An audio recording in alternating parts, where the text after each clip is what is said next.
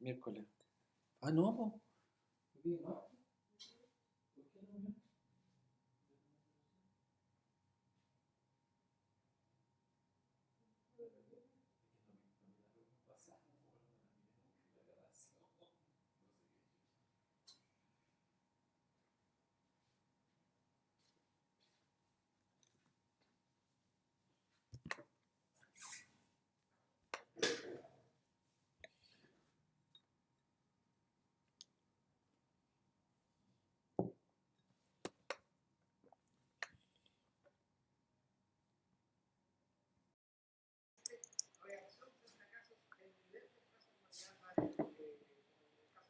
Ya, estimados, siendo las 18:40, creo que es hora de dar inicio al webinar en pro de todos los que llegaron a la hora.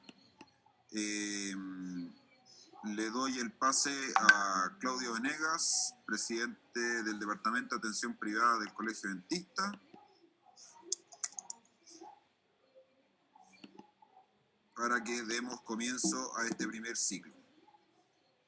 Bueno, ¿cómo están todos? Buenas tardes a todos.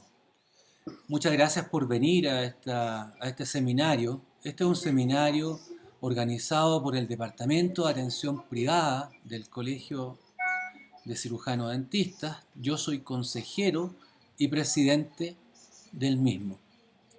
En este marco hemos diseñado un seminario en 3 fases, en 3 módulos, a los que están invitados a inscribirse, para cumplir con las falencias, con empezar a tratar las falencias que existen en el área de contabilidad, en el ejercicio de la ontología liberal especialmente.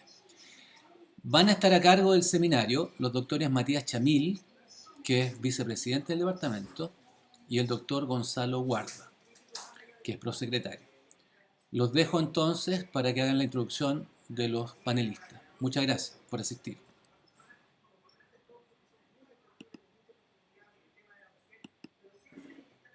Muy buenas tardes, bienvenidas y bienvenidos. Es un placer y un orgullo para nosotros estar acá recibiéndolos en esta aula virtual, en el Departamento de Atención Privada. Solamente nos motiva el querer ayudar y, como decía recién Claudio, suplir esas falencias que en el pregrado no nos enseñan, áreas que son habilidades duras necesarias para la gestión, para la administración, para una buena clínica funcionando como todos queremos que funcionen, máxime en estos minutos de extrema complicación. Así que ese es el objetivo que nos mueve, esa es la idea. Vamos a presentar de inmediato al charlista, nuestro speaker, y al final de su presentación va a haber un espacio para las preguntas y las respuestas. Gonzalo decía que va a estar el micrófono silenciado en este minuto solamente para un tema de respeto de tiempos y básicamente para que no haya ruido externo que vaya a alterar la concentración en la presentación.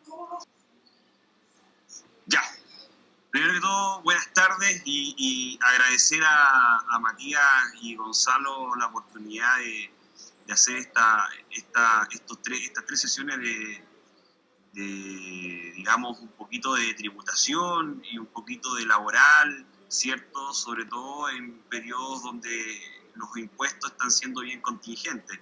Es renta.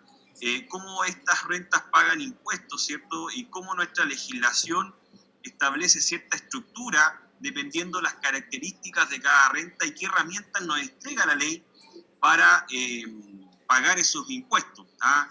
Desde luego ahí uno, y ustedes de seguro van a ir viendo de acuerdo a su realidad cuál es la que más les convenga, teniendo siempre en mente ciertos principios, quizás como el de simplicidad, ¿cierto? A nadie le gusta complicarse la vida con esto y entre más simple, muchísimo mejor, ¿ok? Para partir, la definición de nuestra legislación respecto del concepto de renta es súper amplio, ¿ya? Y en definitiva se refiere a cualquier incremento de patrimonio que experimente una persona, tanto natural o jurídica. Lo que sí se preocupa el legislador es de establecer una distinción respecto eh, de cómo deben abordarse las distintas rentas que se puedan generar, ¿ya? Y nuestra legislación básicamente establece dos distinciones, que es también las distinciones que efectúan muchas jurisdicciones, ¿cierto? Por un lado, tenemos las rentas del capital, ¿ya? Las que, como bien dice su nombre, ¿cierto? Es donde prevalece el factor monetario, el factor capital. Respecto de esas rentas, el legislador las estructura, ¿cierto?, en un articulado de nuestra ley de impuesto a la renta, y en ese articulado nosotros encontramos, por ejemplo, las rentas de bienes raíces, las rentas de capitales mobiliarios, las rentas de actividades propias del comercio, la industria, minería, también las rentas de los hospitales, las clínicas, laboratorios, ¿ya? Y tenemos una norma SACO, ¿cierto?, que en el fondo hace gravar con un impuesto de primera categoría todas aquellas rentas que explícitamente no estén mencionadas en otro numeral, ¿cierto?, que aborda las rentas del capital, ¿ya? Las rentas del capital, ¿ya?, donde, reitero, prevalece el factor económico, tienen una tributación definida por nuestro legislador, donde donde la sociedad paga una empresa, perdón, donde paga un impuesto de primera categoría con una tasa 25% o 27%, y ya vamos a ahondar más, digamos, en cada uno de esos sistemas. Y posteriormente los socios o accionistas de esa sociedad, ¿cierto?, pagan sus impuestos finales. Por el otro lado, tenemos las rentas del trabajo, ¿ya? Que en el fondo ahí el legislador establece un impuesto de segunda categoría. Respecto a las rentas del capital, un impuesto de primera categoría, y respecto de las rentas del trabajo, un impuesto de segunda categoría. Y vamos a partir por las rentas del trabajo, pensando en que quizás seguramente muchos de ustedes en las distintas etapas profesionales en las que se puedan encontrar son las más frecuentes por el tipo de profesión, digamos, que ustedes poseen. Las rentas del trabajo en nuestra ley de impuesto a la renta están estructuradas o diferenciadas de dos formas. Por un lado, están las rentas del trabajo dependiente, ya que esas se originan a raíz de un contrato de trabajo, donde establece, ¿cierto?, un vínculo de subordinación y dependencia entre el profesional, ¿cierto?, y su empleador, ¿ya? Donde esas rentas que usted percibe desde su empleador van a una tablita, ¿cierto?, una tablita mes a mes, que establece un impuesto único de segunda categoría, que es un impuesto progresivo, es decir, entre usted más sueldo gane respecto de lo que le paga el empleador, es más alto el impuesto que usted debe pagar. Y acá, en este caso, ¿cierto?, no es el trabajador el que tiene que ir y presentar una declaración de impuestos mensualmente, sino que es el mismo empleador que cuando a usted le paga el sueldo, ¿cierto?, efectúa la retención de ese impuesto y lo entera en arcas fiscales. Por lo tanto, usted como trabajador ahí básicamente se despreocupa de ese aspecto. No obstante lo anterior, usted puede tener, ¿cierto?, perfectamente más de un empleador, y entiendo que es habitual, ¿cierto?, en profesionales del área médica, que así sea, digamos, ¿ya? Donde usted quizás puede en la mañana trabajar en una clínica determinada y por la tarde, digamos, trabajar en otra clínica. Por lo tanto, ahí cada cada empleador, ¿cierto?, que le pague una remuneración, va a someter a la tributación respectiva a esa renta, y por un mandato de la ley, ese empleador le va a retener el impuesto. Y el otro empleador, quizá el de la jornada de la tarde, va a hacer lo mismo. Pero después usted, como persona natural, puede presentar una declaración de impuestos. O dicho de otro modo, cuando usted recibe rentas de más de un empleador, usted debe, ¿cierto?, presentar una declaración anual de impuestos. ¿Por qué? Porque en el fondo usted puede estar trabajando en dos lugares y quizás la renta que usted gana en cada uno de esos lugares, suponiendo, queda en un tramo exento de impuesto de único de segunda categoría, que es el impuesto que grava las rentas del trabajo dependiente. Por lo tanto, usted, al consolidar esas rentas, subiría de tramo, ¿cierto? Y le correspondería pagar ese impuesto. Por eso el legislador, en ese caso, a usted lo obliga a presentar una declaración anual de impuestos, donde usted consolida, ¿cierto?, todas las rentas, todas las rentas que usted ha percibido, ¿ya? Y siguiendo el concreto el caso de una persona dependiente que pueda estar trabajando en más de un lugar, usted va a consolidar, digamos, las rentas que ha percibido desde ambos empleadores y las va a considerar en un impuesto global complementario. Entonces usted va a sumar las rentas, va a recalcular su impuesto y le va a dar un monto a pagar. Y si es que los empleadores ya le han retenido impuestos, ¿cierto?, cuando a usted le pagaron el sueldo, ese impuesto, ¿cierto?, se constituye como una especie de crédito, como un anticipo, ¿cierto?, al impuesto global complementario que usted deba pagar anualmente, ¿ya? Entonces acá, cuando usted es un trabajador dependiente, en cierto modo, y si tiene un solo empleador, ahí la ley no lo obliga a presentar una declaración de impuestos, porque asume que su tributación ya está en cierto modo cumplida, porque si usted ha estado trabajando en un solo lugar y percibiendo una remuneración de un solo empleador, es ese empleador el que ha hecho la retención del impuesto y lo ha enterado en arcas fiscales. No obstante, y por eso el legislador dice, usted puede, porque en el fondo usted podría perfectamente, quizás en un mes, recibir un bono y en el trimestre siguiente recibir otro bono porque resaltó o tuvo un nivel de actividad sobresaliente, ¿cierto? Y lo compensaron.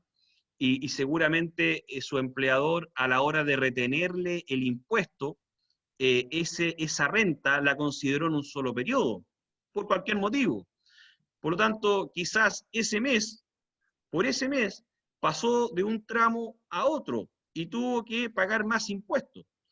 Por eso, la ley a usted le da la posibilidad de que, aun cuando haya tenido un solo empleador, usted pueda presentar una declaración anual de impuestos, donde usted lo que va a hacer es aplanar la carga tributaria.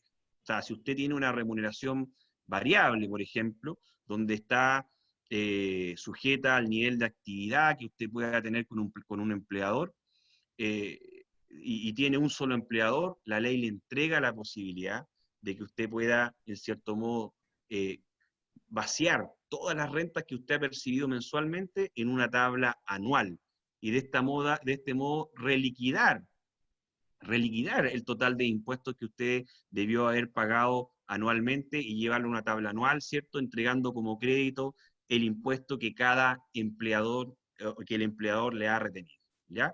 Eso es respecto de las rentas del trabajo dependiente, que, insisto, se da cuando usted está en un marco de un contrato de trabajo bajo un vínculo de subordinación y dependencia. Por el otro lado, tenemos las rentas del trabajo independiente, ¿ya? Que es cuando usted presta servicios personales, o sea, eh, y no existe un vínculo de subordinación y dependencia. En ese caso, la ley le entrega más de una posibilidad, ¿ya? Primera posibilidad es que usted, ¿cierto?, haga tributar esas rentas con el impuesto global complementario, que es el impuesto, ¿cierto?, que el impuesto final que afecta a las personas naturales, usted las pueda gravar considerando sus ingresos y de esos ingresos rebajando una presunción de gasto. Y esto quizás para usted debe ser ya conocido, ¿cierto?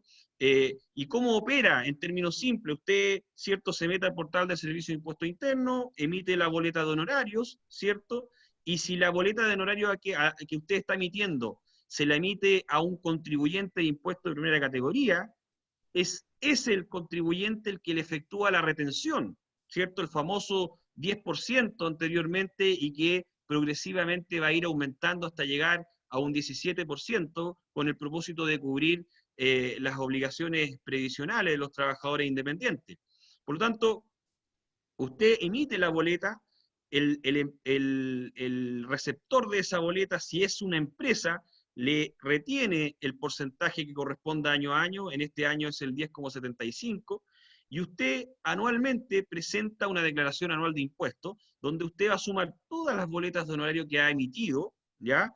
Y va a incorporar el total de esas rentas, ¿cierto?, en una tabla de global complementario, donde es un impuesto también progresivo. Pero respecto de esas rentas, la ley le permite descontar a título de gasto presunto un 30% de esas rentas, pero con un límite de 15 unidades tributarias anuales, que hoy día bordea los 9 millones de pesos. Por lo tanto, si usted ganó 100 millones en un año, ¿cierto? El 30% son 30 millones, pero la ley solo le permite descontar 9 millones. Por lo tanto, usted los 91 millones, ¿cierto?, los va a incorporar en esta tabla de un impuesto global complementario, que reitero, es el impuesto, ¿cierto?, que pagamos, que pagan las personas, el impuesto anual que pagan las personas, ¿ya? ¿Qué pasa con lo que le retuvo el prestador del servicio? Aquello que le retuvo el prestador el beneficiario del servicio, ¿cierto?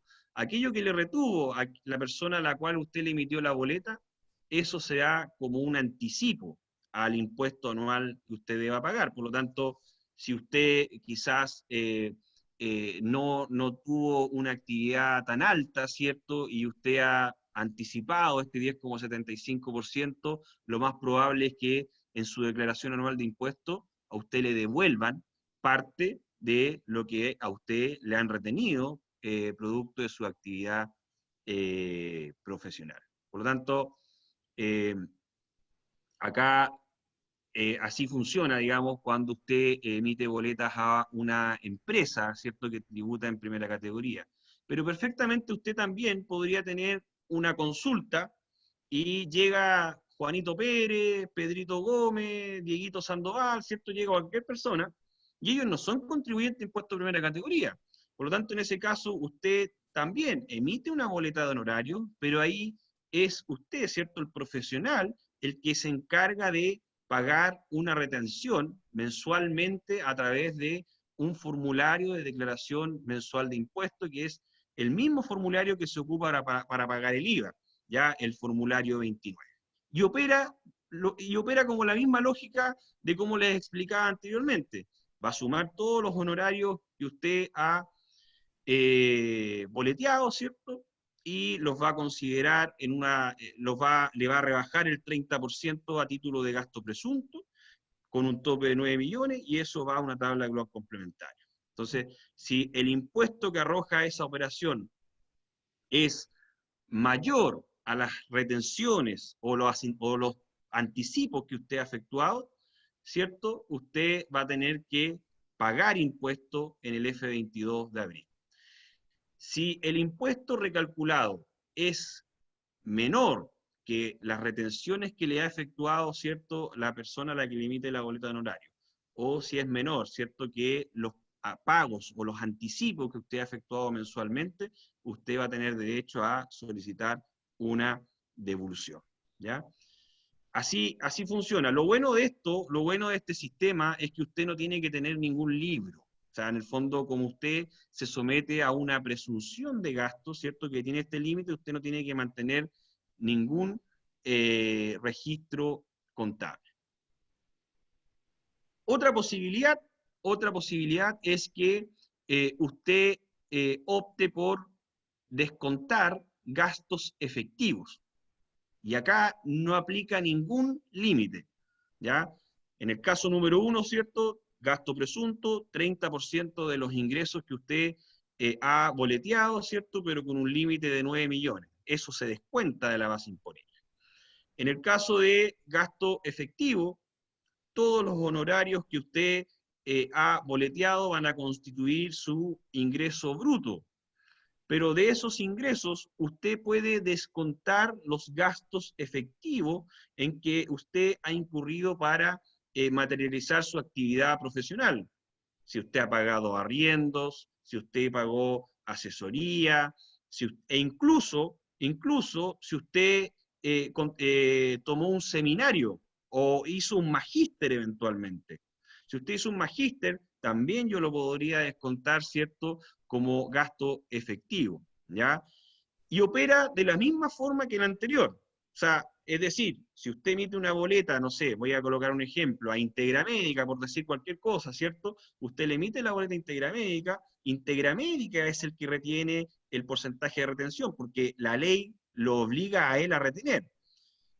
Y por lo tanto, esa retención que le efectúa Integramédica, ¿cierto?, sirve de abono a sus impuestos anuales. Por otro lado, si usted emitió boletas a Juanito Pérez, ¿cierto?, usted es el obligado a practicar la retención anualmente, ¿cierto?, perdón, mensualmente, y luego, anualmente, usted va a computar todas sus boletas, ¿cierto?, y de esas boletas, de esos ingresos, usted tiene la posibilidad de descontar los gastos efectivos. Por lo tanto, acá, a diferencia de la situación anterior, usted debe mantener un registro, ¿ya? Un registro de ingreso y gasto, que no es más que un simple librito, ¿cierto?, donde usted tiene anotados sus ingresos y tiene anotados sus gastos.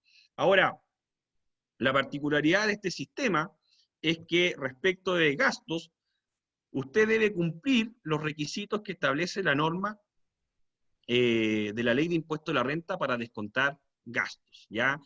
Concepto que, por suerte, a partir del 1 de enero del año 2020, se flexibilizó, ¿cierto? Que cambió. Seguramente ustedes quizás pudieron leer en la prensa, ¿cierto?, que hubo un cambio. Antiguamente era una interpretación súper restrictiva del concepto de gasto necesario para producir la renta, ¿ya? Hoy día eso es un poquito más amplio, ¿ah? Ahora, antes se requería, ¿cierto?, que un desembolso fuera obligatorio o inevitable, indispensable.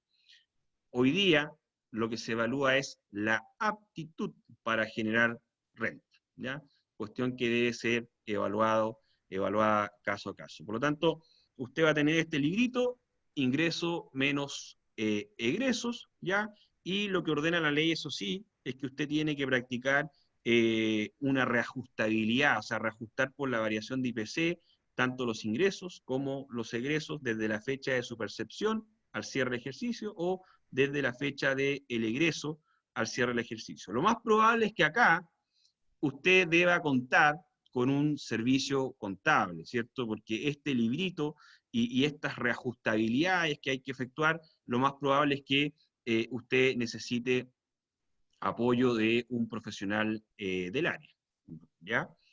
Y por último está la sociedad de profesionales, ¿ok?, que es un tipo jurídico que en los próximos webinars vamos a ver con Jaime qué tipos jurídicos pueden existir, donde tiene como requisito que los socios ya sean profesionales y tengan un título profesional y que desarrollen la actividad profesional a través de esa empresa. Y funciona igual que lo que les acababa de explicar de esto del gasto efectivo, solo que acá usted tiene que llevar una contabilidad, ¿ya? Una contabilidad completa, que eso es un poquito más engorroso, sin perjuicio que la tributación es la misma. La característica de la sociedad de profesionales es que en sí la sociedad no tiene obligación tributaria, ¿ya? En el fondo usted calcula el ingreso menos el egreso, ¿ya? De acuerdo a una contabilidad completa, que es lo que dice la norma, y el diferencial, la utilidad, ¿cierto? Va al global complementario de los socios o accionistas, para que ellos, ¿cierto?, cumplan con la tributación respectiva. Eso cuando usted opta por una sociedad de profesionales que tribute en segunda categoría, como renta del trabajo. ¿Por qué? Porque la ley también le entrega la posibilidad de que usted pueda pagar impuestos en la misma forma que lo pagaría una sociedad de rentas del capital, que es primera categoría. ¿Ya? Y esta es, acá dejamos cómo se calculan los impuestos, o las tablas que se ocupan para pagar los impuestos. Por un lado, ¿cierto?, las rentas del trabajo dependiente, donde en función de la renta que usted obtenga, es, digamos, la tasa de impuesto que se aplica. ¿Ok? Y como les comentaba, entre usted más remuneración tenga de su trabajador dependiente, de su empleador, ¿cierto? Es más alto la tasa de impuesto que corresponde aplicar. Y como también les indicaba, este impuesto único de segunda categoría, que es el impuesto que grava las rentas del trabajo dependiente, es progresivo, ¿cierto? Y lo relevante acá de esta tablita, o lo bueno de esta tablita, es que considera una tasa efectiva de impuestos, lo cual muchas veces sirve, digamos, para entender cuánto es el impuesto que una persona paga. Por ejemplo, una persona que gana entre 4,5 millones a 6 millones, su tasa efectiva de impuesto no va a ser más allá del 15%. Y así digamos, por cada uno de los tramos. Y por eso les comentaba que cuando usted tiene rentas de más de un empleador, la ley lo obliga a presentar una declaración anual de impuestos, ¿ya? Porque perfectamente usted podría estar quizás acá y ganando, digamos, en dos lugares lo mismo, y si usted suma las dos rentas, cae acá, cae en el segundo tramo. Por lo tanto, mensualmente, claro, su empleador no le retiene nada, pero usted anualmente tiene la obligación de presentar la declaración anual de impuestos. Y si no lo hace, lo van a llamar. Ya le va a llegar una carta, le va a llegar un correo electrónico a usted o su contador, digamos, donde usted va a tener que concurrir a la unidad y seguramente corregir, digamos, aquello que usted no hizo. Por el otro lado, y solo para mostrarlo, digamos, están las rentas del trabajo independiente, que son las boletas de honorario, ¿cierto? Donde teníamos estas dos modalidades: gasto efectivo, gasto presunto del 30% de los ingresos con un tope de 15 UTA, 9 millones de pesos, ¿cierto? O gasto presunto o gasto efectivo, ¿cierto? Donde usted lleva un control de todos los gastos. La renta neta que resulte de ese ejercicio, usted la ingresa a esta tabla, ¿cierto? Que está expresada en términos anuales, y dependiendo del tramo en el que usted se encuentre, es la tasa de impuesto que usted va a pagar. Entonces, por lo tanto, usted calcula el impuesto y de eso usted puede descontar las retenciones que ha efectuado, las retenciones que le han efectuado los pagadores de las rentas, o bien los pagos que usted ha efectuado producto de la emisión de boletas de honorario. Entonces, esto quizás es lo más frecuente que uno se topa con abogados, médicos, contadores, ¿cierto? Es como lo más habitual. Sin perjuicio de eso, usted podría estar quizás en otra etapa de su vida profesional, y usted quizás ya ha logrado ahorros y ha optado por invertir y armar una empresa, ¿cierto? Ya cuando está el factor capital, ¿cierto? Pasamos al otro tipo de rentas, ¿cierto? Y en este caso, el legislador comprende dos opciones para pagar los impuestos: renta presunta, que es un régimen que quizá que no vale la pena comentarlo acá, porque está limitado a 3 tipos de actividades: la agrícola, transporte y minera, ¿ya? Pero en el fondo opera sobre donde el legislador presume un cierto nivel de renta sobre los activos que poseen esas empresas. Y está la renta efectiva, ¿ya? Y la renta efectiva usted la puede declarar con contabilidad o sin contabilidad. Y sin contabilidad, oye, qué rico, pues sin contabilidad, pucha, a cualquiera quizás nos gustaría no llevar contabilidad porque es una lata todo el mes, el cierre, enviar la información del contador, que hay que guardar las facturas, y etcétera, etcétera. Por eso la ley lo restringe, ¿ya? No cualquiera acá decide si llevo o no llevo contabilidad. La ley es la que establece, la ley de impuesto a la renta, específicamente el artículo 68, es el que es la norma, ¿cierto?, que especifica quienes están eximidos o están facultados para no llevar contabilidad o bien para llevar una contabilidad más simplificada. Y la ley ahí comprende únicamente a las sociedades que exploten rentas de capitales mobiliarios, o sea, en el fondo son sociedades que lo único que hagan son tener depósitos a plazo o cosas por el estilo. Los pequeños contribuyentes, los artesanos, los suplementeros, comerciantes de la vía pública, etcétera, o bien rentas de bienes raíces, ya que usted podría, digamos, como persona natural, pagar impuestos a la renta por su renta de bienes raíces, y ahí usted no tiene la posibilidad de no llevar una contabilidad. Por lo tanto, todos los demás que no están excepcionados por la ley, ¿cierto?, en la medida que estemos en rentas del capital, ¿cierto?, las rentas del trabajo ya las vimos. Si usted estamos en el escenario de rentas del capital, usted en todos los demás casos que no mencioné, ¿cierto?, tiene la obligación de llevar contabilidad. Y acá usted tiene más alternativas también, ¿ya? Acá esto, para graficarlo y ojalá que se entienda mejor, esto es el mundo empresa, es decir, cuando usted conforma una sociedad limitada, SPA, sociedad anónima, eso ya lo vamos a ver con Jaime, digamos, las distinciones de cada una. Pero acá ya estamos en un contexto de empresa donde usted se juntó con su amigo, con su primo, con su tío, con su profesor, con el que sea, digamos, y montaron una empresa. Entonces, como les decía, esa empresa debe llevar contabilidad, ¿ya? Y acá la ley da distintos mecanismos para que usted pague impuestos a la renta en esa sociedad. ¿Y cuáles son esos caminos? Hoy día, con la ley 21.210, ¿cierto?, la ley de modernización tributaria, son 3. El primero de ellos es el sistema de el régimen de tributación semi-integrado. ¿En qué consiste esto? De partida usted tiene que llevar una contabilidad completa. ¿Qué libros legales? Libro diario, libro mayor, libro inventario y balance, balance general, debe practicar procesos de corrección monetaria, debe confeccionar renta líquida imponible, debe confeccionar capital propio tributario, control de rentas empresariales, etcétera, etcétera, etcétera.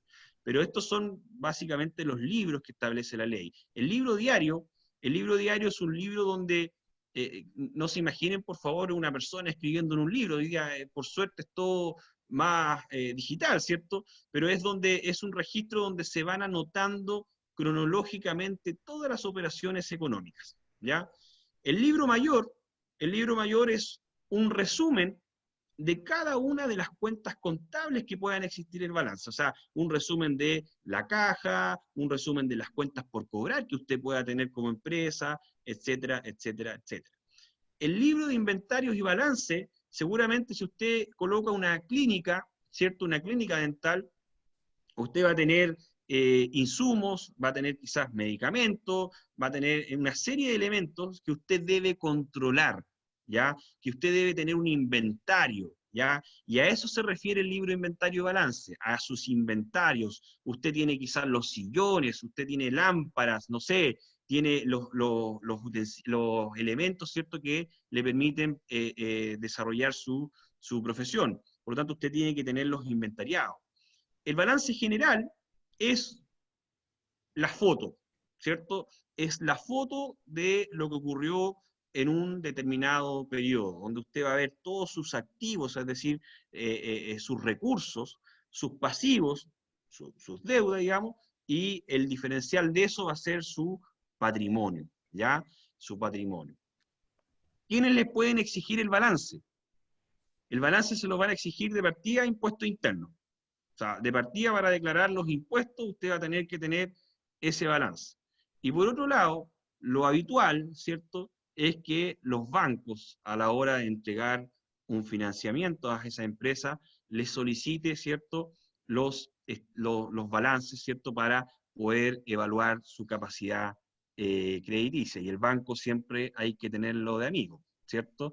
Porque en el fondo es un socio más muchas veces.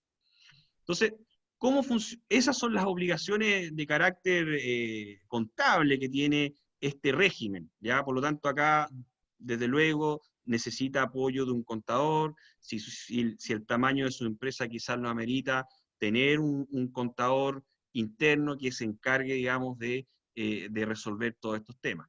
¿Cómo funciona este sistema tributario? Este sistema tributario funciona de la siguiente forma. La empresa, o sea, la persona jurídica, distinto, ¿cierto?, de los socios que la conforman, va a determinar una base imponible afecta impuestos, ¿ya? ¿Y cómo la determina?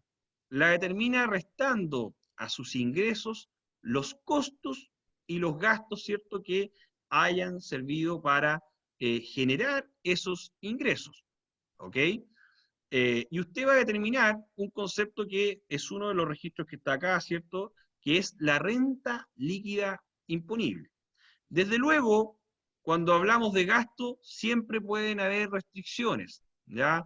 Deben tener hoy día, ¿cierto?, como concepto la aptitud para generar renta, que es un concepto nuevo, que es un concepto más amplio y que en cierto modo viene a mejorar interpretaciones que teníamos antiguas de la Corte Suprema y por parte del Servicio de Impuesto Interno.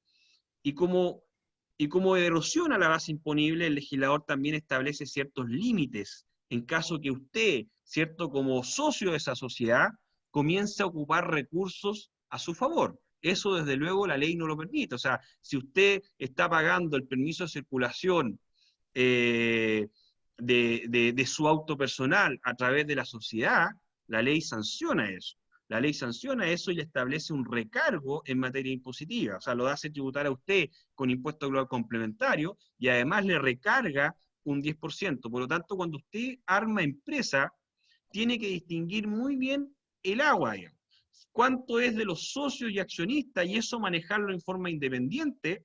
Y cuando usted arma empresa, lo de la empresa es la empresa. O sea, no mezclar las cosas, porque es habitual que se arman empresa y el socio de accionista empieza quizás con la misma cuenta corriente y se confunde. En el fondo empezás a ocupar plata de la empresa, plata tuya, y digamos después es toda una confusión si uno se enfrenta a una fiscalización del Servicio de Impuesto Interno. Por lo tanto, tener empresa amerita tener ese orden, ¿ya? Porque de lo contrario, digamos, usted puede tener problemas donde el legislador asume o establece ciertos gravámenes un poco más adicionales. O sea, si usted no logra acreditar acá en la empresa un respectivo desembolso, la ley hoy día grava eso con un 40%. O sea, tiene que pagar un 40% de impuestos por aquello que usted no pudo acreditar. Ahora, si se detecta que usted está ocupando plata de la sociedad para temas personales, ahí la ley no le establece una sanción a la empresa, pero sí lo obliga a usted, persona natural, a incluir eso en sus impuestos personales y recargar un 10% de impuestos. Por lo tanto, cuando uno hace empresa hay que tener esa distinción. Dicho eso, la renta líquida imponible de esta empresa paga un impuesto de primera categoría, ¿ya? Esa tasa de impuestos es de un 27%, ¿ok? Sin perjuicio de que la ley le permite, si es que usted no ha hecho los retiros, o no ha retirado de la renta que usted ha generado y que no ha retirado, le permite la ley descontar un 50% de la base imponible. Por lo tanto, si usted ganó 1.000 pesos, ¿cierto? Y no ha retirado nada, le permite la ley rebajar 500 pesos. Y usted paga impuesto por 500. ¿Ya?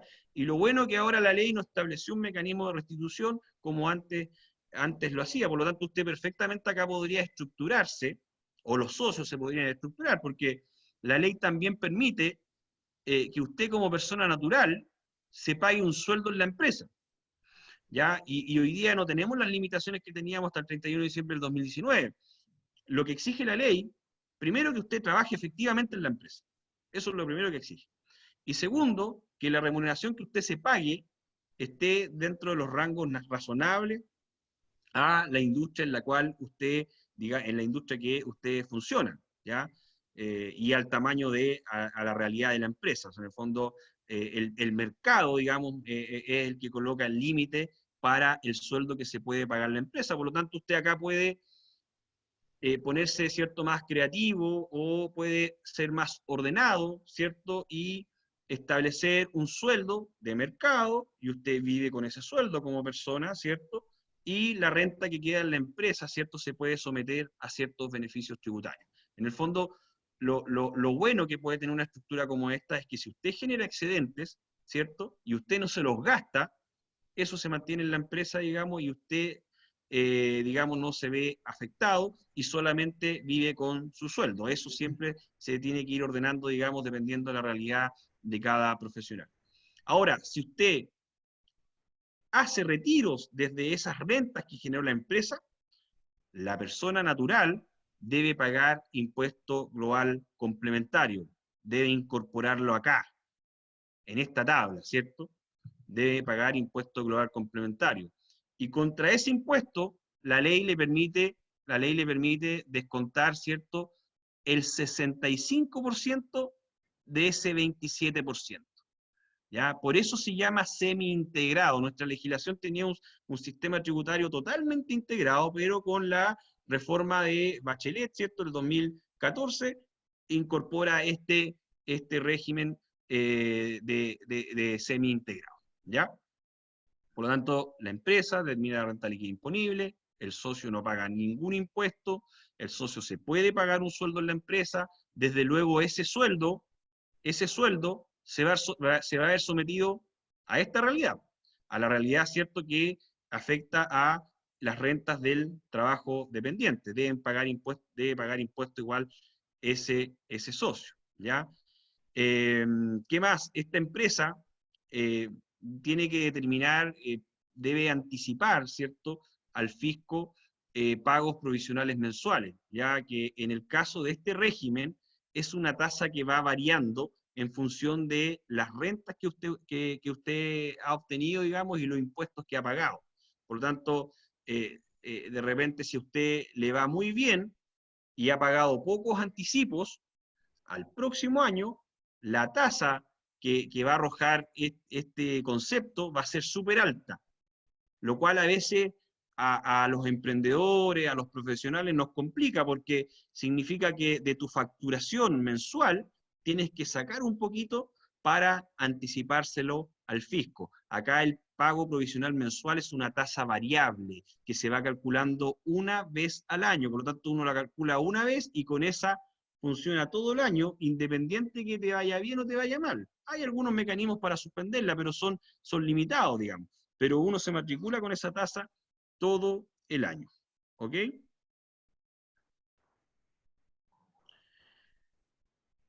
El otro sistema que tenemos vigente en nuestra ley de impuesto a la renta es un régimen simplificado, ¿ya? ¿Y por qué simplificado? Porque acá la ley nos obliga a llevar una contabilidad completa. Volvemos a un libro de egresos y egresos, ¿ya? Y quizás algo que se me olvidó decir acá era que los ingresos se reconocen sobre base percibida o devengada.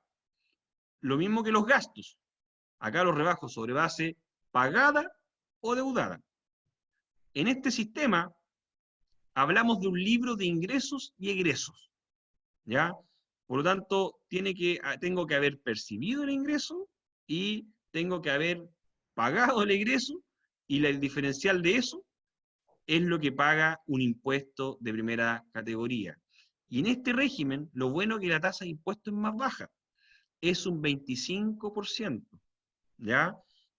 Usted, de igual forma acá, en este régimen, usted puede postular o puede optar, perdón, puede optar por el incentivo al ahorro, que es rebajar el 50% de la base imponible no retirada.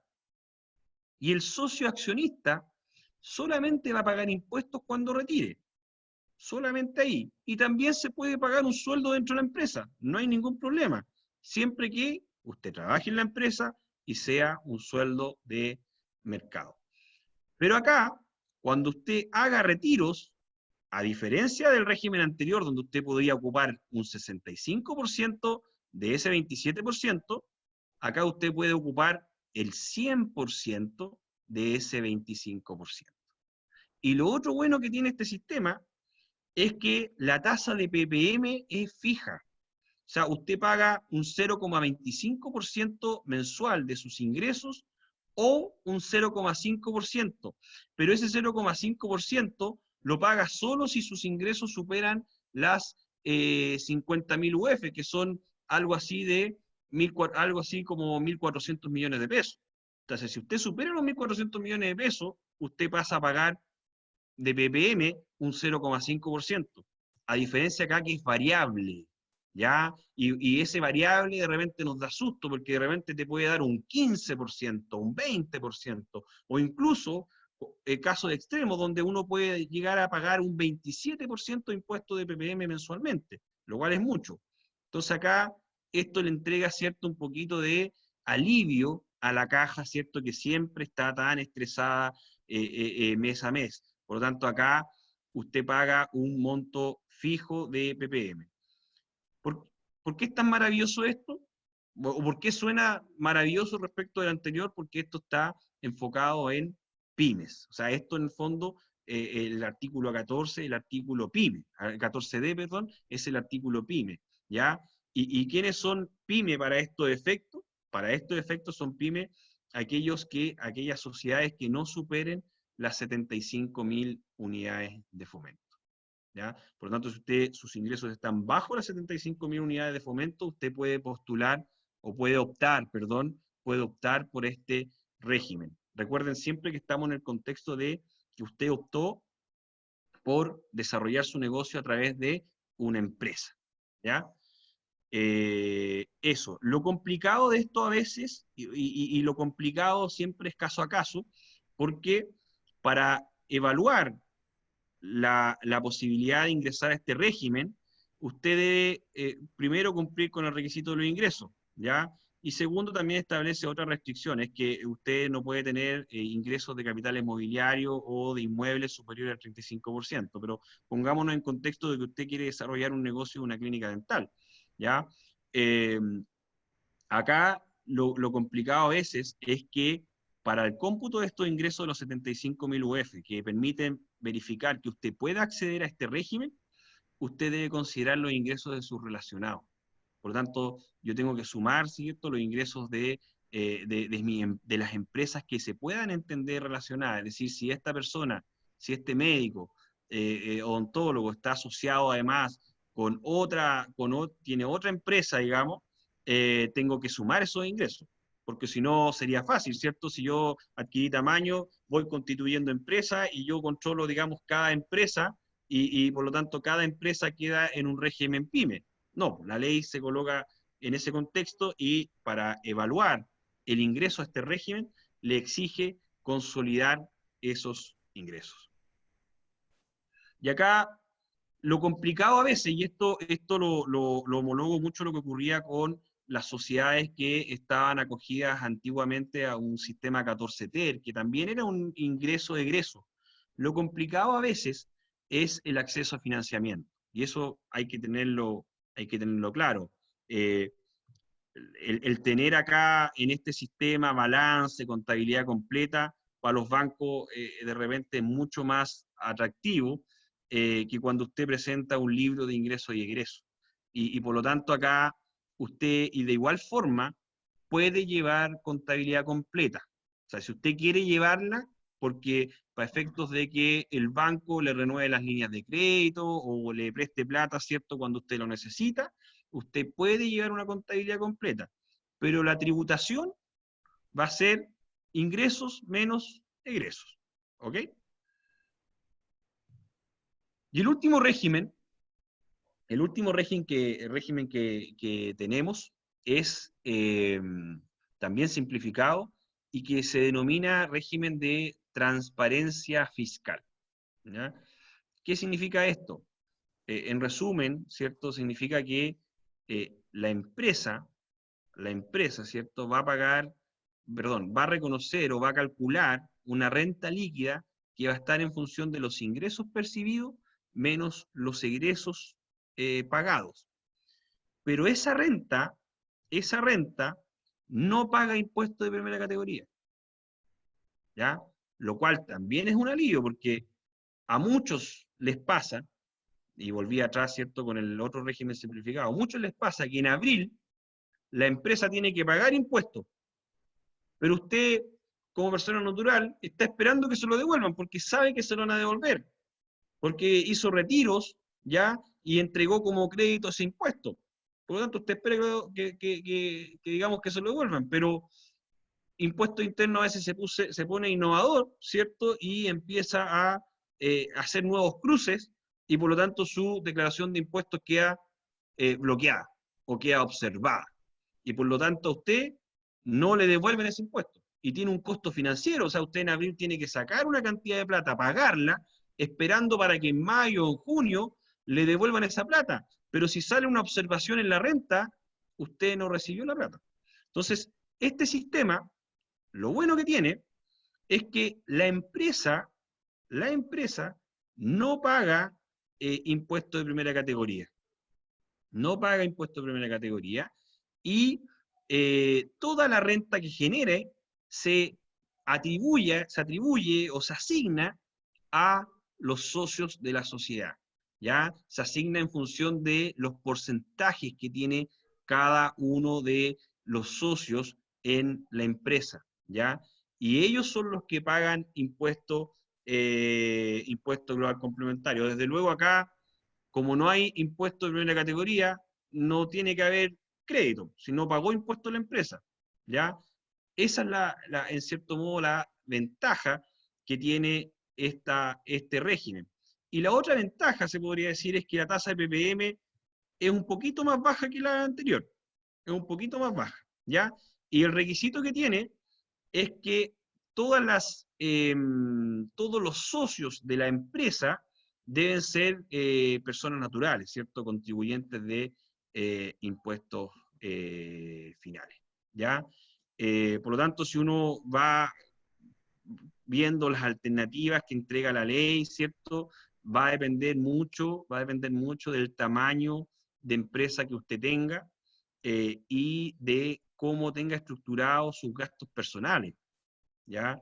Porque de repente, si usted ya está en un cierto nivel de ahorro o de vida, donde quizás usted necesita una cantidad determinada para vivir, y lo otro, digamos, usted lo reinvierte en su negocio o hace otras cosas, digamos, de repente le conviene tener una estructura de empresa, ¿ya? Porque en el fondo usted va a pagar impuestos únicamente por lo que usted consuma, ¿ya? Y el resto se quedará en la empresa para desarrollo de nuevos proyectos, ¿cierto? Para inversiones inmobiliarias o, digamos, lo que usted, digamos, tenga acceso. Por lo tanto, estos tres regímenes, sin considerar porque acá esta empresa es transparente, diciéndolo de algún modo, porque en el fondo la renta que genera la empresa, usted paga impuestos de inmediato, se la haya gastado o no se la haya gastado. Estos dos regímenes, ¿cierto?, establecen esa posibilidad, y si está bajo ese nivel de venta, digamos, pareciera ser más conveniente este simplificado, digamos, que en el fondo usted paga impuestos en la empresa y usted lo recupera, usted, digamos, únicamente paga impuestos cuando retira y entregando como crédito el impuesto que ha pagado la empresa, ¿ya? La complicación que puede tener es que el banco quizá se va a poner un poquito más quisquilloso a la hora de prestarle plata, sin perjuicio de que la ley incorporó un párrafo destinada a financiamiento de las pymes, pero que básicamente es como la carpeta tributaria, no es nada nuevo, por lo tanto no sé si eso vaya a contribuir más al problema que tenían las empresas que optaban por un régimen simplificado. ¿Ya? Eso, le agradezco la, la paciencia, es harto contenido, digamos, para resumirlo en una hora, traté de ser lo más claro posible. ¿Ah? Por lo tanto, ahora trataremos de aclarar, digamos, las dudas que puedan haber surgido de la exposición.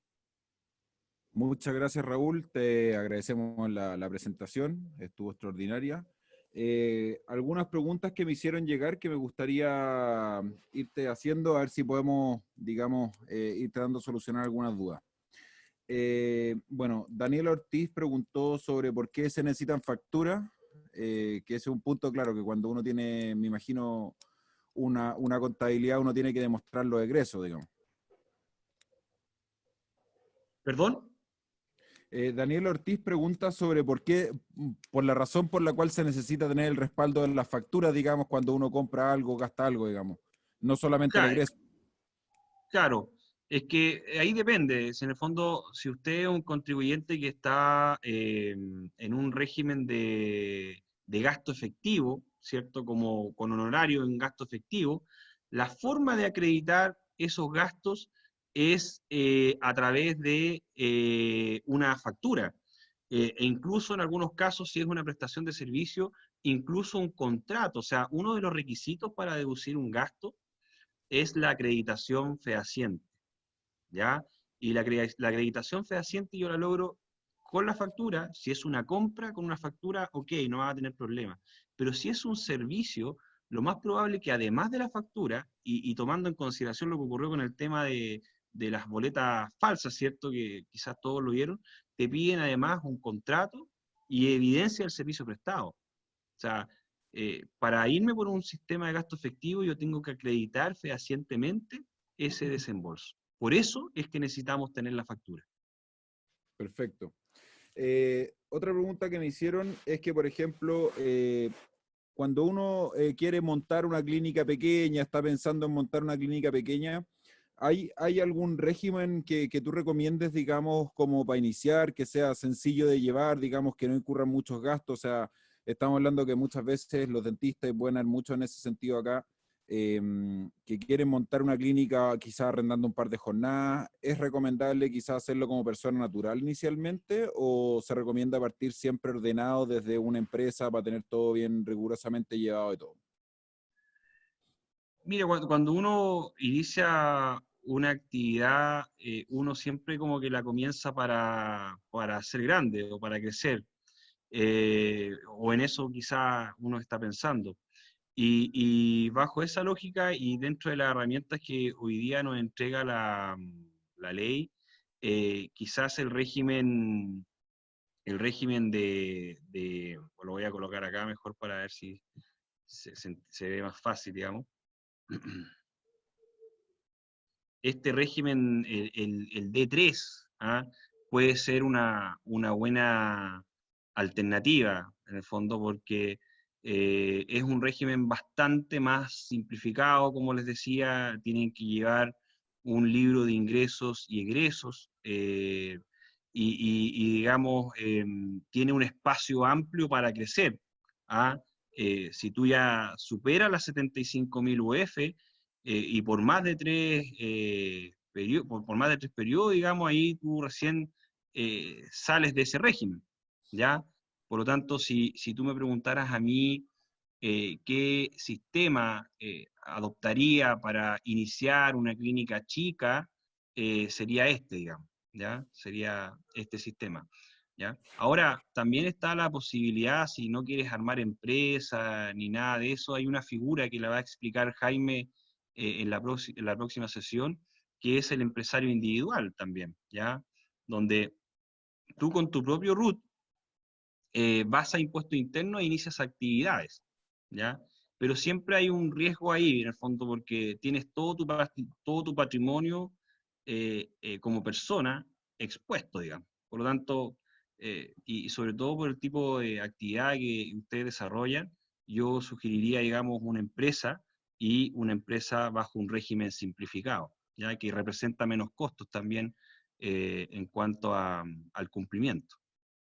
Y de hecho ahí, Raúl, un poco complementando también ese punto, no sé si, bueno, si te puedo interrumpir un segundo y complementar, porque yo estoy de acuerdo, de hecho, con Raúl en eso, en que ojalá sea ese sistema y tener cuidado con el régimen atribuido, porque se ha hablado mucho de este régimen que sería, entre comillas, el más simplificado, por así decirlo, donde la sociedad no paga el impuesto de primera categoría. Pero el régimen que justamente está recomendando Raúl es uno en que, sin perjuicio que se pague impuesto de primera categoría, yo solamente voy a tributar a nivel personal cuando retire la plata, ¿ya? Y lo que pague la sociedad como impuesto de primera categoría, lo voy a poder utilizar como crédito en contra del impuesto personal, en un 100%. Por ende, y en cambio en el otro, en el de atribución, lo que ocurre, claro, la sociedad no paga, pero aunque yo no saque la plata, voy a tener que tributar igual a nivel personal.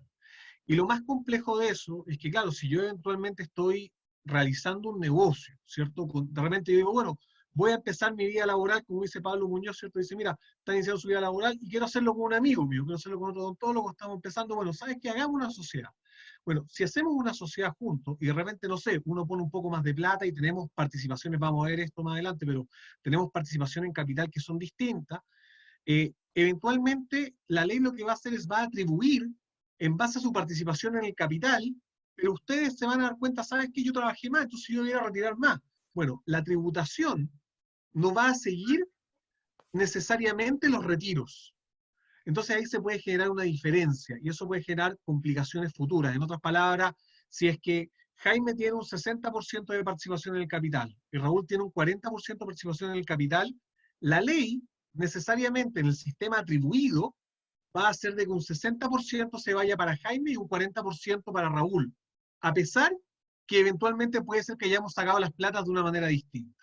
Entonces, eso puede generar una complicación. Por eso el sistema que recomienda Raúl, yo estoy, ese claro, ese mismo, que es el que recomendó Raúl, es más recomendable porque permite tener un mejor control de la tributación frente a los retiros, ¿ya?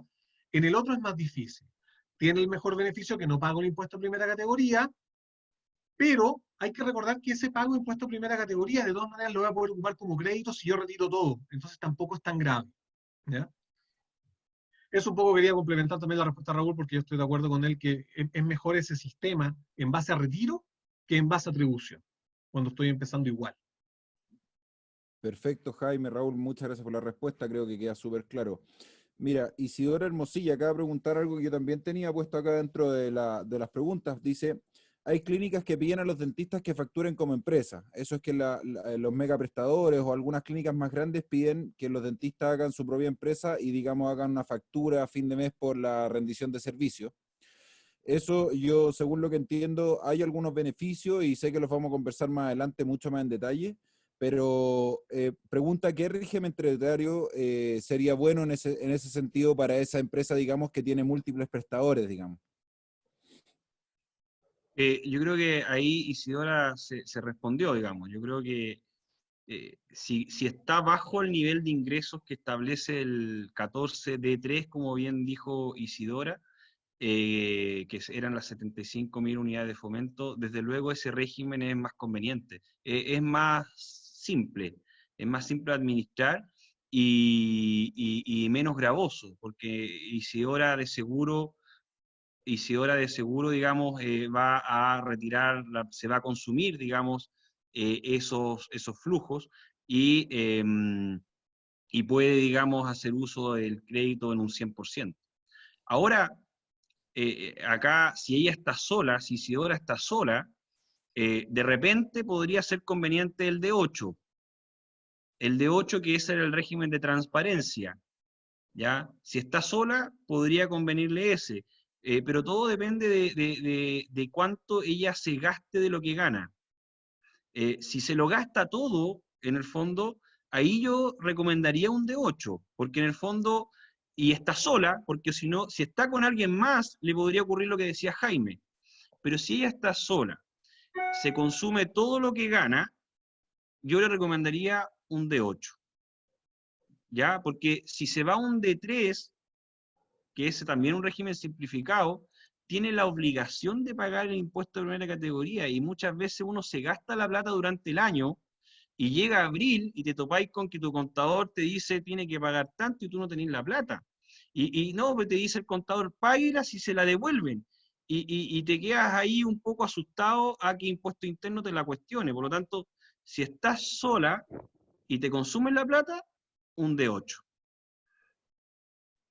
Perfecto. Tremenda respuesta. Bueno, hoy día también hay un tema bien contingente a los tiempos que estamos viviendo, que es el famoso retiro del 10%, que yo creo que todo aquella lo han requete contra escuchado. Y me pasó que muchos colegas me comentaban, digamos, que lo que tenían ahorrado por ese 10%, digamos, como ser personas naturales y que solamente se retenían el 10% antiguamente y todo, actualmente tenían muy poco en la AFP.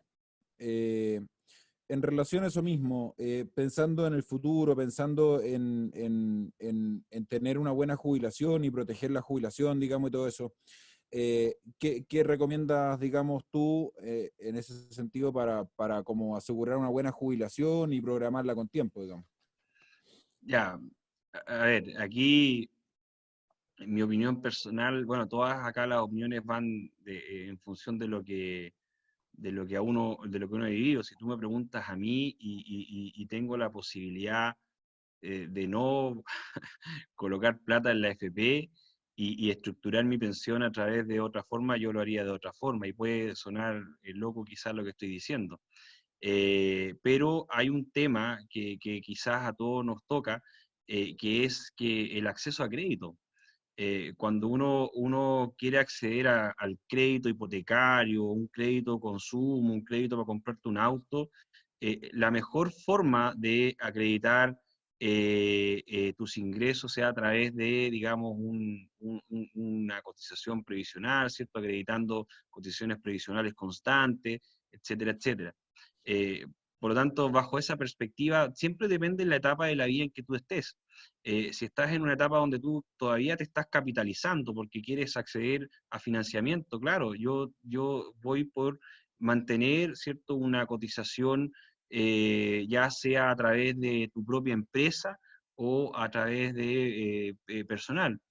Pero si ya estás en otra etapa, digamos, yo optaría por hacer mi pensión de otra forma. Y esto siempre es una opinión personal, ¿ah? Porque la rentabilidad que tú le puedas obtener, el flujo a la caja, depende de ti. Y en el otro caso, tú se la pasas a la AFP, digamos, y es la AFP la que rentabiliza esos flujos, ¿ya? Claro, perfecto.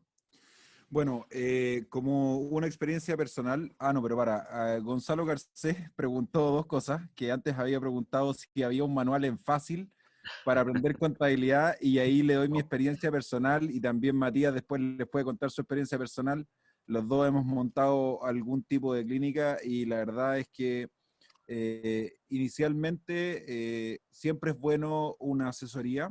Aprovecho de comentarles que como Departamento de Atención Privado estamos trabajando en conjunto con Raúl, Jaime, Constanza y Carlos, y hacen una tremenda pega, y ellos de hecho por nosotros estar en este seminario y estar trabajando con el Departamento de Atención Privada, si requieren alguna consulta o levantar información, así que para que le hagan una asesoría, ellos la consulta no la van a cobrar, digamos, para que ustedes puedan saber más o menos qué es lo que tienen que hacer, digamos, para poder estar ordenados y funcionar de manera correcta. Creo que ese es un tremendo aporte que han hecho, y personalmente les cuento que he trabajado con ellos y dan soluciones bastante sencillas. O sea, creo que la forma más sencilla es asesorarse bien inicialmente y partir ordenado desde el día 1. Eso ayuda muchísimo.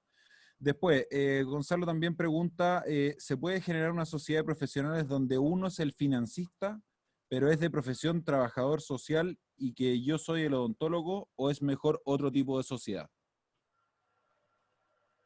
La sociedad de profesionales está como cada vez en desuso. Yo optaría por otro tipo de sociedad. Y ahí Jaime después nos ayudará a evaluar si es una SPA, una limitada. pero en principio yo le diría a Gonzalo que evalúe otro tipo de sociedad, no la sociedad profesional. La sociedad profesional ya prácticamente no se ocupa. Y cuando se ocupó, después todos optaron por irse a un régimen de primera categoría, que es lo mismo que tener una empresa, ¿ya? Porque recuerda que la sociedad de profesionales te obliga a pagar impuestos por toda la renta que genere la empresa. Es como el régimen de transparencia, muy parecido. Por lo tanto, para estancar esa tributación que llegase a los globales complementarios, todas se iban a la primera categoría, ¿ya? Así que por lo mismo le recomendaría otro tipo de sociedad. Perfecto, muchas gracias por tu respuesta. A ver, Matías Chamil dice, ¿qué hago con las facturas para el deducible del 30%? SI las pide y yo solo se lo descuento a mi ingreso bruto anual. No, cuando tú optas por gasto presunto no tienes que tener nada. Justamente por eso se denomina presunto. Se presume que es un 30% sobre el ingreso y punto.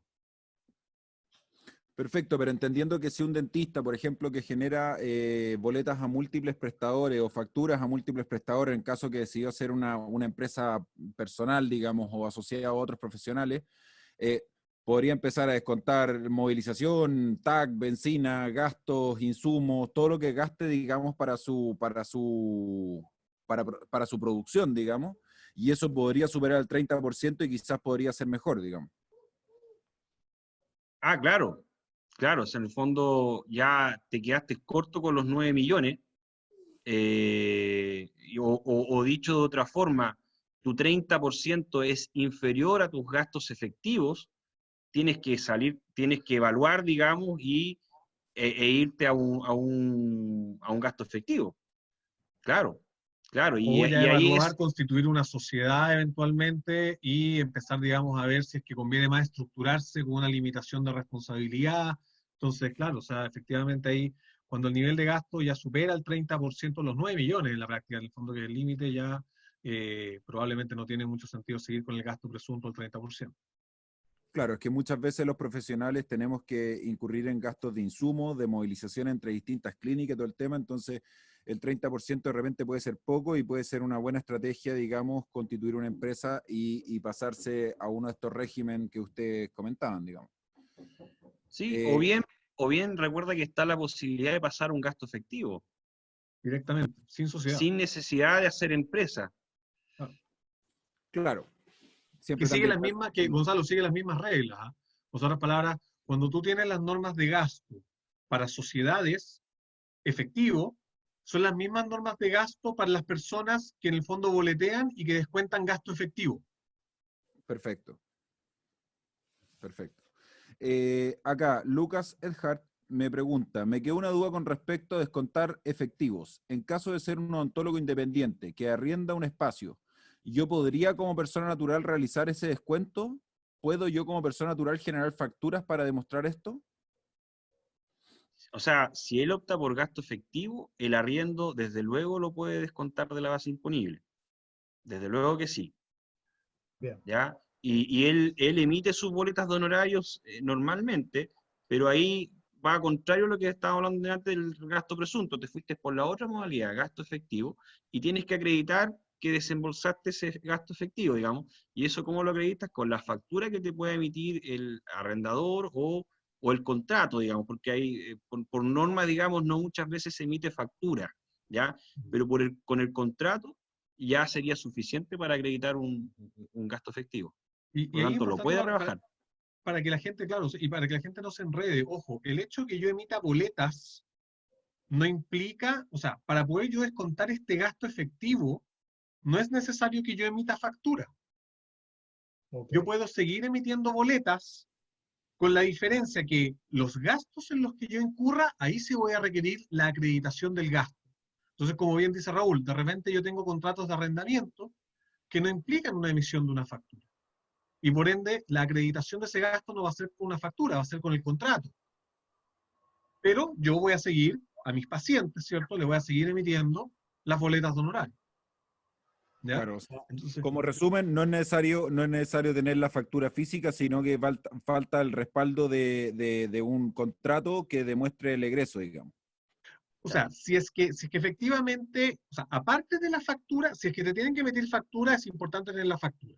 Si es que no hay obligación de emitir, y si es que te tienen que emitir la factura, igual el Servicio de Impuestos Internos te puede pedir más antecedentes, como por ejemplo un contrato.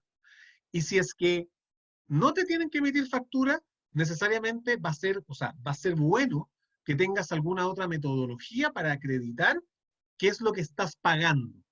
Entonces ahí puede ocurrir que te arrienden un box, ¿cierto? Que no te emitan factura, por cualquier motivo, y tú tengas solamente el contrato. Y va a ser importante tener guardado ese contrato cuando el día de mañana te digan, oiga, usted está descontando gasto efectivo, muéstreme por qué está descontando este gasto. Y ahí tú vas a mostrar el contrato y decir, mire, a mí me cobran mensualmente tanto y esto es lo que yo descuento, digamos, de mis ingresos. Para solo precisar lo que decía Jaime de eso de la factura, claro, no es como que el que quiere emita factura, en el No, no, fondo, cuando te arriendan un lugar. Cuando te lo arriendan sin IVA y el contrato está firmado ante notario o por escritura pública, no es necesario emitir factura. No es necesario emitir factura. Si tú tenías un contrato privado y no está ante notario y nada, ahí tienes que tener factura. Claro, por la rigurosidad del contrato, digamos, por el peso que Sí, tiene ante la ley, digamos. sí. Perfecto. Angélica Mena me pregunta, ¿qué facturas puedo incluir en el gasto efectivo? Mi contador no me deja poner ni el café que le damos a los pacientes. No, pucha, el contador.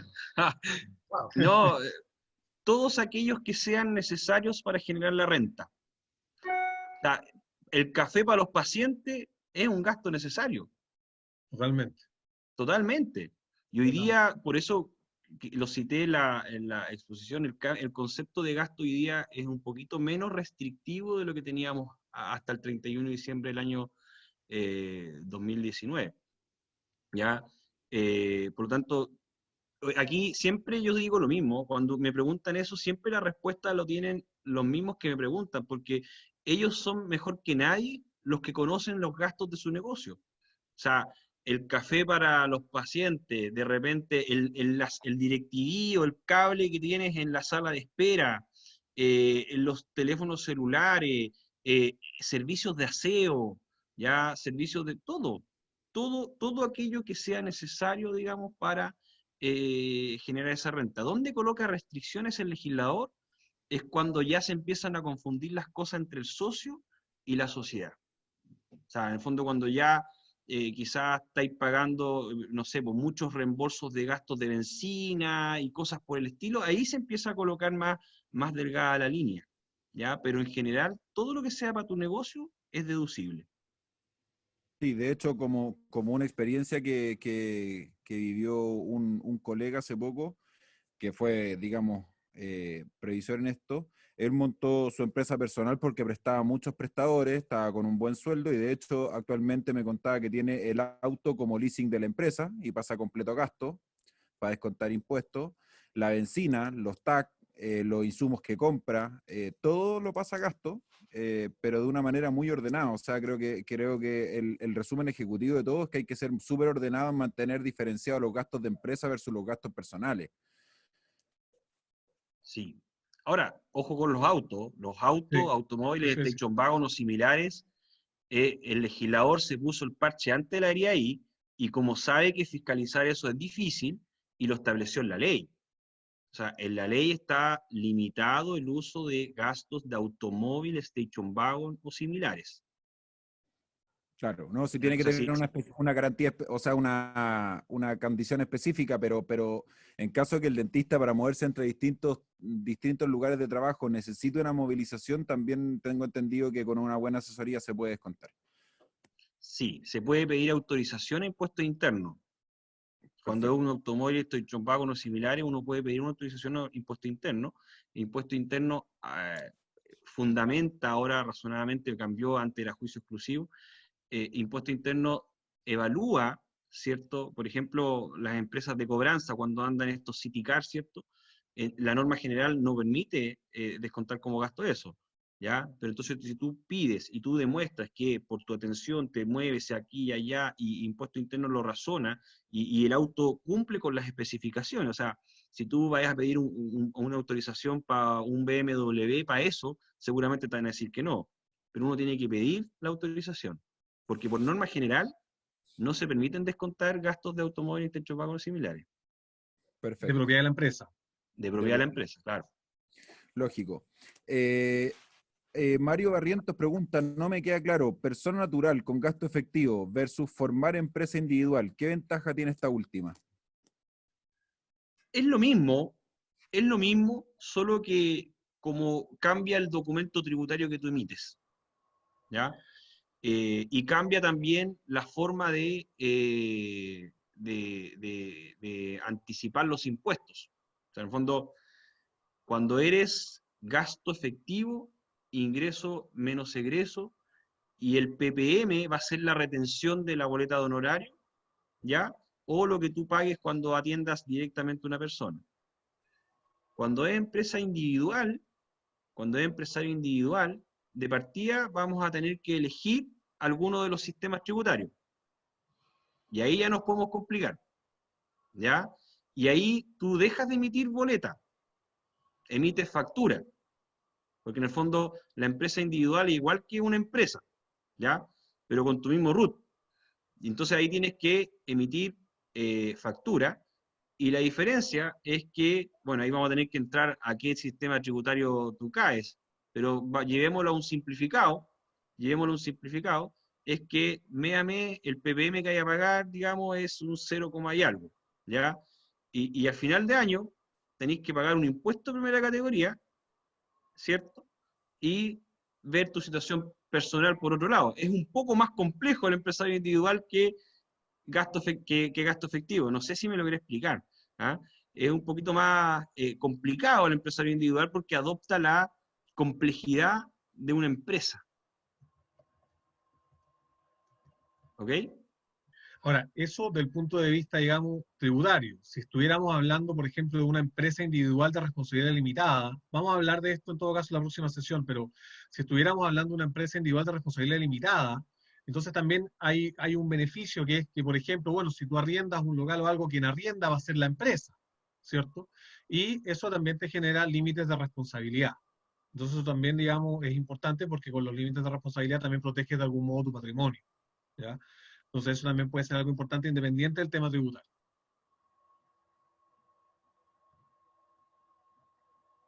Perfecto, muchas gracias. A ver, aquí María Luisa Vargas pregunta, ¿el crédito hipotecario va como gasto? Depende. O sea, si está como persona con rentas del trabajo, ahí lo que la ley entrega es la posibilidad de que los intereses por crédito hipotecario puedan rebajar la base imponible. Por lo tanto, el interés en el fondo baja los impuestos, ¿ya? Y si está como empresa, también descuenta, digamos, el interés, la base imponible del impuesto de la empresa, si es que el crédito hipotecario está por la empresa. Pero yo creo, que el crédito hipotecario debe referirse a su vivienda, digamos, y eso sí se rebaja de los impuestos personales. El interés se rebaja de los impuestos personales. Perfecto, muchas gracias. A ver, Sofía Kupfer pregunta, ¿existe un límite de ingresos a partir del cual ya se recomienda efectivamente crear una empresa? Alguna vez un contador me comentó que cuando ya gana sobre 2 millones, asumo que mensuales, conviene cambiar empresa. ¿Es así? No, yo ahí siempre el traje se tiene que hacer a la medida, porque depende, insisto, de qué ella haga con la plata. O sea, yo creo ahí las decisiones de este tipo es cuánta plata yo consumo. O sea, si ella de verdad vive con 2 millones y genera 4 millones, claro, ahí yo le diría, armemos una empresa, porque así en el fondo tú no pagas impuestos finales por aquella plata que tú no te consumes. y el impuesto queda, y el flujo queda, digamos, en la empresa, y pagará impuesto cuando tú te lo consumas, o bien materializas otros proyectos.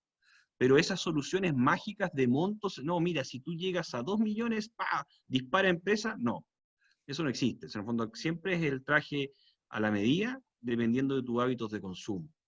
Cuánta plata de la que tú generas te gastas y cuánta plata te ahorras. Y dependiendo de eso se toman las decisiones tributarias. Perfecto.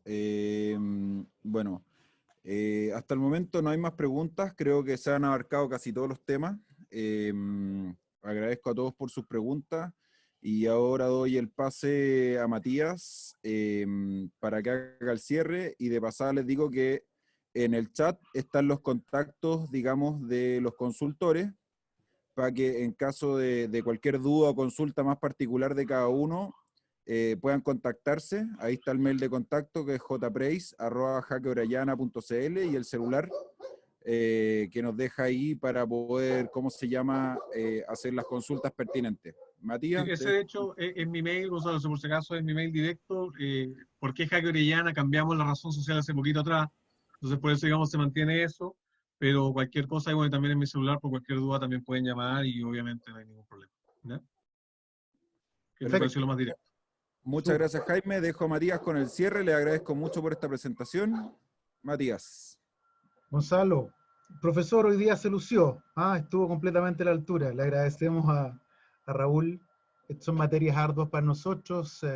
Insistimos, son habilidades duras necesarias, súper necesarias, que no nos entregan en el pregrado. Esa es solamente la intención de este departamento, poner los temas arriba de la mesa. Viene Jaime, viene Constanza, viene Carlos en las próximas charlas. Vean esto como un puzzle, vean esto como un rompecabezas, porque esta, que es la primera sesión, probablemente con todos estos regímenes nuevos se nos haga un poco complejo. Insisto, no es nuestra área. La idea es que vayamos complementando en el webinar del jueves, en el de este jueves, 3 días más, y en el del próximo lunes 17, va a estar, insisto, Constanza, Carlos, va a estar Jaime, que también intervino hoy día, para terminar de cerrar este círculo y entregarnos la mejor información posible. Hay consultas en el chat con respecto a si la grabación de este webinar va a estar disponible. La respuesta es sí. Gentilmente, Raúl y el equipo completo de CCL Tax Asesorías nos ha dado esa oportunidad, por lo tanto la van a poder revisar con más calma, van a poder adentrarse un poquito más, pueden incluso desde ahí mismo, las consultas que vayan quedando, las dudas que vayan quedando, las anotan. Nos vamos a dar el espacio. La idea es esa, encontrar espacios de comunión en que vayamos compartiendo información de valor en esta área y en las próximas. Así que eso, va a estar la información disponible, la grabación es disponible. No, gracias a ustedes, estoy mirando con muchísima satisfacción y con mucho agrado. Hay gente, cara muy conocida, permítanme la chochería, está el doctor Matías Chamil Jr., que no soy yo, el que hizo la pregunta adelante por si acaso, que entiende bastante más de tributación parece que el papá, así es que, perdón, está la doctora